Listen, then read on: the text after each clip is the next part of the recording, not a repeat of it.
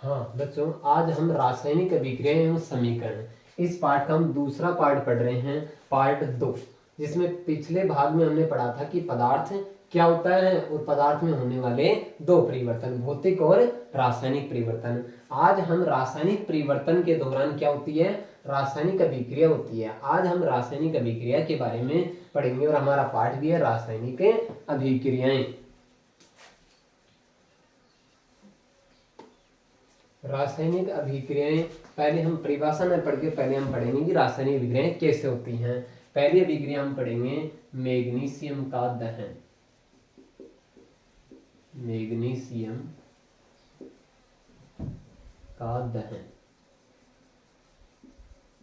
Magnesium एक धातु है जिसका प्रतीक होता है Mg। जो एक तत्व है जो क्या है, धातु जिसका प्रतीक होता है Mg। मैग्नीशियम का बाजारों में तार मिलता है, जिस तार को इसे हम लाकर और इसे हम साफ करना पड़ता है पहले रेगमाल से, और फिर हम इसे इस पे चूल्हा पर जब जलाते हैं तो यह सफेद ज्वाला के साथ जलता है। सफेद ज्वाला के साथ जलता है और नीचे जो राख जो पाउडर प्राप्त होता है हमें, वो सफेद रंग की राख प्राप्त होती है। सफेद रंग की राख प्राप्त होती है। मैग्नीशियम के दहन में हम इस पे चूल्हा पर जब मैग्नीशियम के रिबन को जलाते हैं तो वह सफेद ज्वाला के साथ तो जलता है और सफेद रंग की राख प्राप्त होती है। ये है मैग्नीशियम का रिबन। मैग्नीशियम का रिबन। तो हम मैग्नीशियम के दहन में हमें मैग्नीशियम को वायु की उपस्थिति में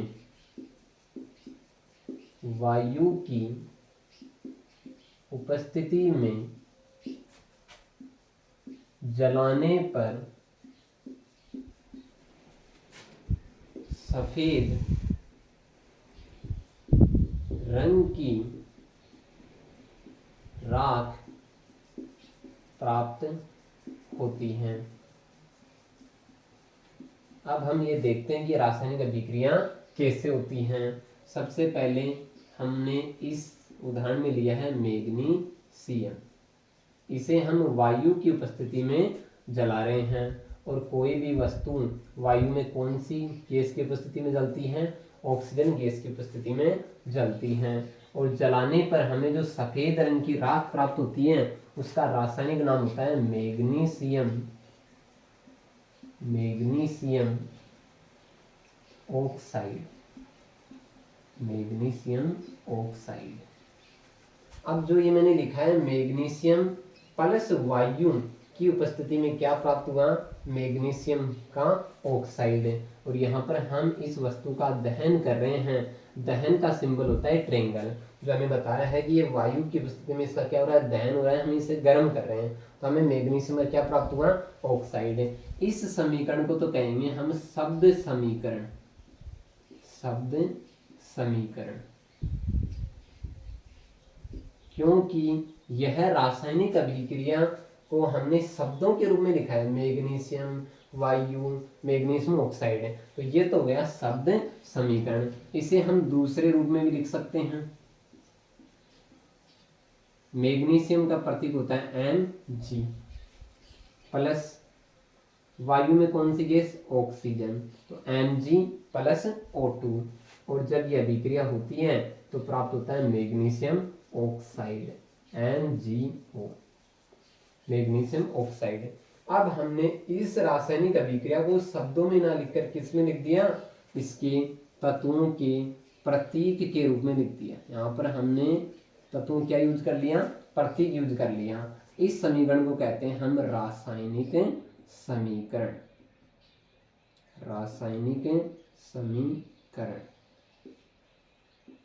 ठीक है, एक होता है शब्द समीकरण, एक रासायनिक समीकरण। अब मैग्नीशियम इसके साथ में विक्रिया करी तो बन गया मैग्नीशियम ऑक्साइड। अब हम देखते हैं कि ये इससे कैसे बना। मैग्नीशियम जो धातु है इसके ऊपर +2 धनात्मक आवेश होता है, +2, और ऑक्सीजन होता है ना, ऑक्सीजन ऑक्सीजन होता है -2। जब दो विपरीत आवेश एक दूसरे के पास में आते हैं, उनके ऊपर समान आवेश होता है, इस पर भी 2 है, इस पर भी 2 है, बस विपरीत आवेश है, इस पर तो धनात्मक है +2 और इस पर है ऋणात्मक है, तो ये दोनों एक दूसरे को कैंसिल कर देते हैं और जुड़कर क्या बना लेते हैं, MgO, मैग्नीशियम ऑक्साइड। तो हमारा तत्व बना है मैग्नीशियम ऑक्साइड। ये मैग्नीशियम ऑक्साइड क्या है, यहाँ पर सफेद रंग की राख है, सफेद रंग की राख। तो इसमें हमने पढ़ा कि मैग्नीशियम तो ठोस है, लेकिन वायु की उपस्थिति में गर्म करने पर उसमें क्या हुआ, सफेद ज्वाला के साथ बना और ये अर्ध ठोस बन गया, हमें मैग्नीशियम में क्या प्राप्त हुआ, पाउडर प्राप्त हुआ। तो इसमें क्या हुआ, इसकी अवस्था में थोड़ा सा क्या हुआ, परिवर्तन हुआ है, और रासायनिक परिवर्तन में क्या होता है, कुछ ना कुछ पदार्थ के रासायनिक गुणधर्मों में क्या होता है, परिवर्तन होता है। अब हम दूसरा उदाहरण पढ़ते हैं। दूसरा उदाहरण है जिंक की तन्नु सल्फ्यूरिक अम्ल से क्रिया, तन्नु सल्फ्यूरिक अम्ल से क्रिया। यहाँ पर नाम है जिंक। जिंक भी एक धातु है, जिंक भी क्या एक धातु है जिसका प्रतीक होता है Zn। जिंक का एक नाम और भी है, यहाँ पर इसे हम जस्ता भी कह सकते हैं, जिंक या जस्ता। इसके छोटे छोटे दानेदार टुकड़े होते हैं। और दूसरा इसमें नाम है, तो जिंक तो एक धातु है जिसको जस्ता भी कहते हैं। दूसरा नाम है तन्नु सल्फ्यूरिक अम्ल। अम्ल के बारे में, यह एक अम्ल है, ठीक है, नाम है सल्फ्यूरिक अम्ल, सल्फ्यूरिक अम्ल, सल्फ्यूरिक अम्ल। सल्फ्यूरिक अम्ल का भी फॉर्मूला होता है, रासायनिक फॉर्मूला H2SO4।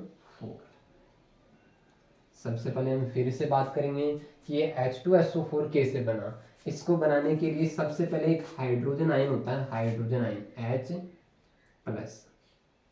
जिसके ऊपर एक धनात्मक आवेश होता है। दूसरा है यहाँ पर SO4। ये कोई तत्व नहीं है, ये आयनों का एक समूह है जिसमें 2 तत्व हैं, सल्फर और ऑक्सीजन। इस आयन के समूह के ऊपर -2 आवेश होता है। कितना होता है, -2 आवेश। एक धनात्मक और एक ऋणात्मक, दोनों विपरीत आवेश पास में आ रहे हैं, परंतु इस बार ये दोनों आवेश समान नहीं है। इसमें तो दोनों समान थे, +2 -2 कैंसिल होकर क्या बन गया, मैग्नीशियम ऑक्साइड। इसमें समान न होने के कारण फॉर्मूला बनेगा ऐसे H। अब देखो ये जो 2 है आयन है ना, ये यहाँ पर इसके नीचे लग जाएगा 2, तो H2SO4। और ये +1 है, +1 को हम लिखते नहीं है, तो फॉर्मूला क्या बन गया, H2SO4। और इसे ही हम क्या कहते हैं, सल्फ्यूरिक अम्ल। तो हम क्या पढ़ेंगे, जिंक धातु की सल्फ्यूरिक अम्ल से अभिक्रिया पढ़ेंगे।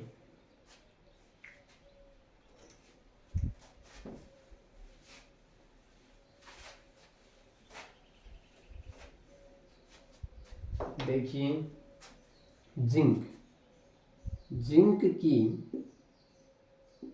सल्फ्यूरिक अम्ल, जिंक की सल्फ्यूरिक अम्ल से अभिक्रिया करवाने पर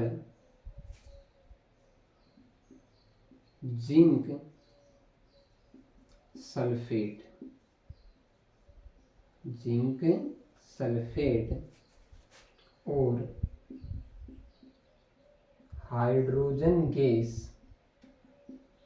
और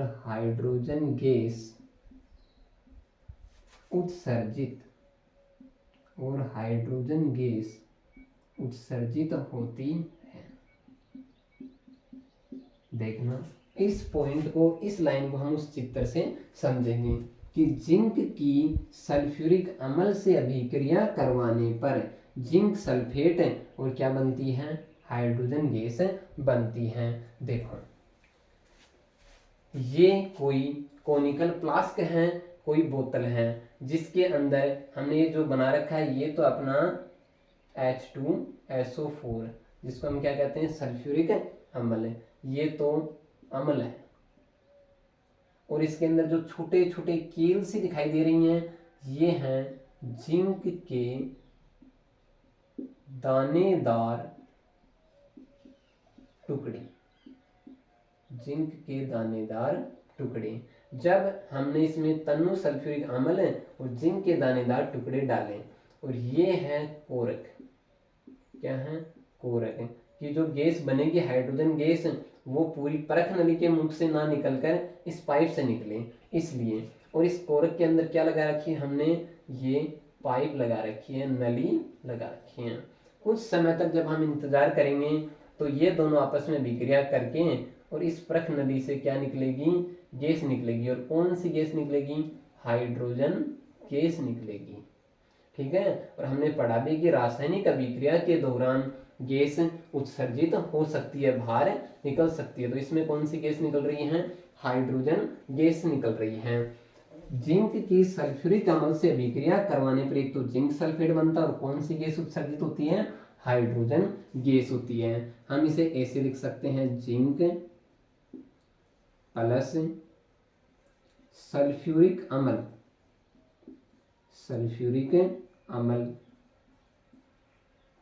ये दोनों अभिक्रिया करेंगे तो दो पदार्थ बनेंगे, एक तो जिंक सल्फेट, जिंक सल्फेट और प्लस में हाइड्रोजन गैस, हाइड्रोजन गैस। अब हमने इस रासायनिक अभिक्रिया को पहले तो हमने पैराग्राफ के रूप में लिखा, उसके बाद में इस पैराग्राफ में और छोटा करने के लिए जिंक प्लस सल्फ्यूरिक अम्ल, जिंक सल्फेट और किस में लिख दिया, हाइड्रोजन गैस। इसको ना हमने रासायनिक अभिक्रिया को अब किस में लिख दिया, शब्दों के रूप में लिख दिया। तो ये भी क्या हो गया अपना शब्द समीकरण, शब्द समीकरण हो गया है। अब इसे हम शब्द समीकरण से छोटा और भी लिख सकते हैं कि जिंक को, जिंक का प्रतीक क्या होता है, Zn, जिंक से लिख दें, प्लस तन सल्फ्यूरिक अम्ल, सल्फ्यूरिक अम्ल का रासायनिक सूत्र होता है H2SO4। तो इसका हम लोग फॉर्मूला लगा देंगे H2SO4 लिख दिया। इसके बाद में ये दोनों अभिक्रिया करेंगे और एक तो बनेगा जिंक सल्फेट और प्लस कौन सी गैस निकलेगी, हाइड्रोजन गैस बाहर निकलेगी। ये संकेत बता रहा है कि इस अभिक्रिया में हाइड्रोजन गैस क्या निकल रही है, बाहर निकल रही है।